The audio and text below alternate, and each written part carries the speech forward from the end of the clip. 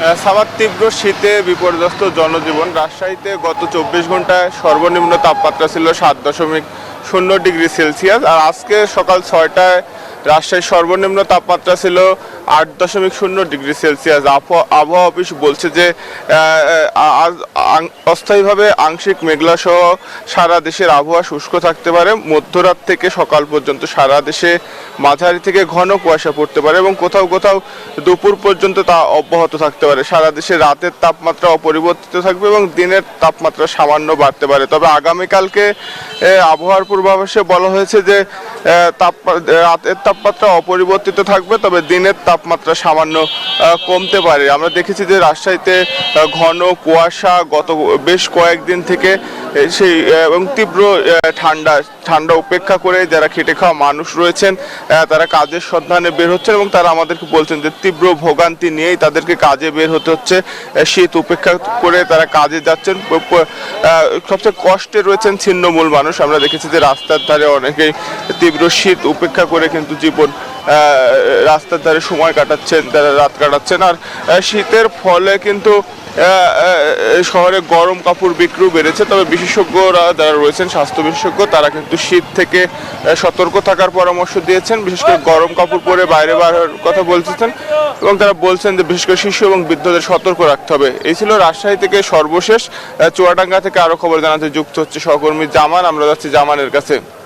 চুয়াডাঙ্গাতে কিন্তু গত প্রায় এক সপ্তাহের উপরে শৈত্য প্রবাহ বয়ে চলেছে। বিশেষ করে গতকাল থেকে কিন্তু চুয়াডাঙ্গায় আবারও মাঝারি ধরনের শৈত্য প্রবাহ শুরু হয়েছে। আমি যদি আপনাকে জানিয়ে রাখতে চাই, আজ সকাল 6টায় কিন্তু চুয়াডাঙ্গার তাপমাত্রা রেকর্ড করা হয়েছে 7 ডিগ্রি সেলসিয়াস। সেই সাথে কিন্তু যুক্ত হয়েছে হিমেল হাওয়া আর ঘন কুয়াশা। বিশেষ করে ভোর থেকে আমরা দেখেছি যে সড়কে চলাচলকারী যানবাহনগুলোকে হেডলাইট জ্বালিয়ে চলতে হচ্ছে এবং জরুরি প্রয়োজন ছাড়া কিন্তু জনসাধারণকে শহরে দেখা যাচ্ছে না। খুব সকালে কিন্তু জনসমাগম একেবারেই কম ছিল। তো এই অবস্থায় চুয়াডাঙ্গা জেলায় যারা ছিন্নমূল মানুষ আছে, খেটে খাওয়া মানুষ আছে, বিশেষ করে রিক্সা চালক, ভ্যান চালক, এরা কিন্তু এক প্রকার ভোগান্তিতে পড়ে গিয়েছে। তারা যেটি বলছে, তীব্র এই শীতের কারণে কিন্তু তাদের দৈনন্দিন যে কাজ, সেই কাজে আসতেও অনেকটা কষ্ট পোহাতে হচ্ছে। তারা বলছেন যে শীতের সকালে যে ঠান্ডা কনকনে পানি, সেই পানিতে হাত দিয়ে তাদেরকে হাত পা কিন্তু অনেকটাই অসাড় হয়ে যাচ্ছে। তো এদিকে আমি চুয়াডাঙ্গা জেলা প্রশাসনের খোঁজ নিয়েছি। চুয়াডাঙ্গার এই শীতজনিত আবহাওয়া পরিস্থিতিতে তারা কিন্তু ছিন্নমূল মানুষদের জন্য শীতবস্ত্র বিতরণ শুরু করেছে। ইতিমধ্যেই জেলার 4টি উপজেলাতে কিন্তু প্রায় 15,000 কম্বল জেলা প্রশাসনের উদ্যোগে বিতরণ করা হয়েছে। এছাড়াও সরকারি বেসরকারি বিভিন্ন পর্যায় থেকেও কিন্তু শীতবস্ত্র বিতরণ অব্যাহত আছে।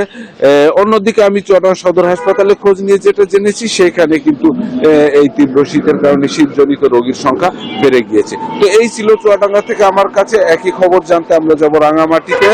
সেখানে আছেন সহকর্মী ফাতেমা জান্নাত মুমু। আপনি জানাবেন রাঙামাটিতে শীতের কি অবস্থা?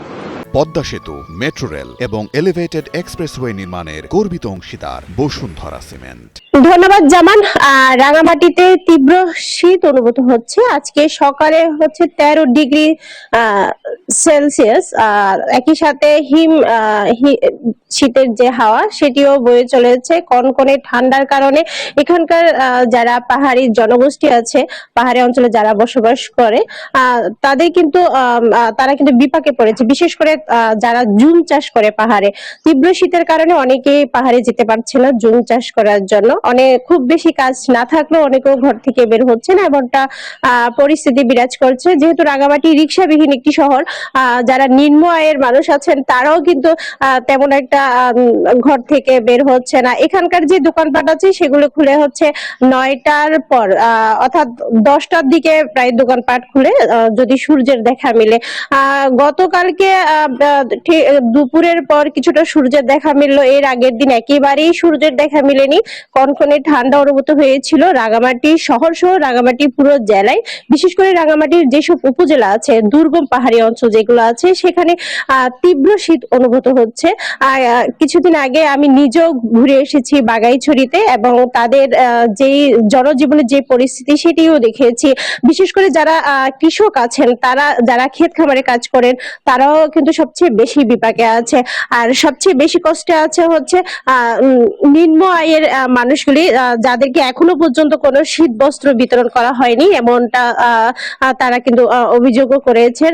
রাঙামাটি এবং জেলার রাঙামাটি জেলার যেগুলো প্রত্যন্ত অঞ্চল আছে সেখানে সবচেয়ে বেশি দরিদ্র জনগোষ্ঠী বসবাস করে, বিশেষ করে সাজেক, বিলাইছড়ি দুর্গম এলাকায় যারা বসবাস করে তাদের কাছে আসলে শীত বস্ত্র পৌঁছানোটা আসলে খুবই জরুরি বলছেন তারা। কারণ রাঙামাটি শহর থেকে উপজেলায় সবচেয়ে বেশি শীত অনুভূত হচ্ছে। আবহাওয়া অফিস বলছে শৈত্য প্রবাহের প্রভাব আরো কিছুদিন বিরাজ করবে সারা দেশে। তো রাঙামাটি থেকে এই ছিল আমার কাছে সর্বশেষ তথ্য। আমার সাথে যুক্ত আছেন আমাদের সহকর্মী পিরোজপুর থেকে। আমরা সরাসরি চলে যাচ্ছি সেখানে, তিনি জানাবেন তার এলাকার শীতের খবর। মোমো, আপনাকে ধন্যবাদ। আপনি যেমনটি জানাচ্ছিলেন, আসলে দেশের বিভিন্ন স্থানে নাই পিরোজপুরেও বেশ হিমেল হাওয়া সাথে কুয়াশার সাথে কনকনে ঠান্ডা বিরাজ করছে। এর কারণে পিরোজপুরের জনজীবন কিছুটা বিপর্যস্ত হয়ে পড়েছে। এখানে মূলত গতকালকে পিরোজপুরের সূর্যের দেখা না মিললেও আজকে সূর্যের দেখা মিলবে বলে আশা করছি আমরা। এবং পিরোজপুরের রাতের তাপমাত্রা প্রায় 10 ডিগ্রিতে নেমে যায় এবং যেটি বেশ ঠান্ডা অনুভূত হয় এখানে।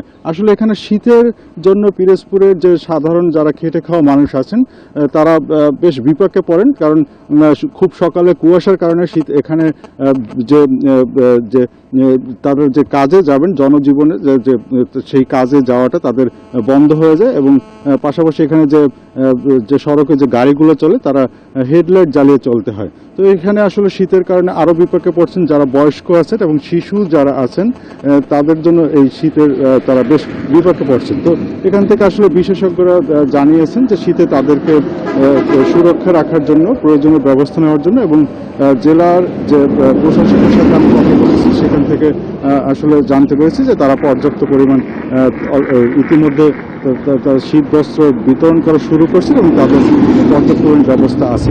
তো এই ছিল আসলে পিরোজপুর থেকে শীতের সর্বশেষ আমার কাছে। ফিরছি স্টুডিওতে। সামার, ধন্যবাদ মোস্তফা আপনাকে।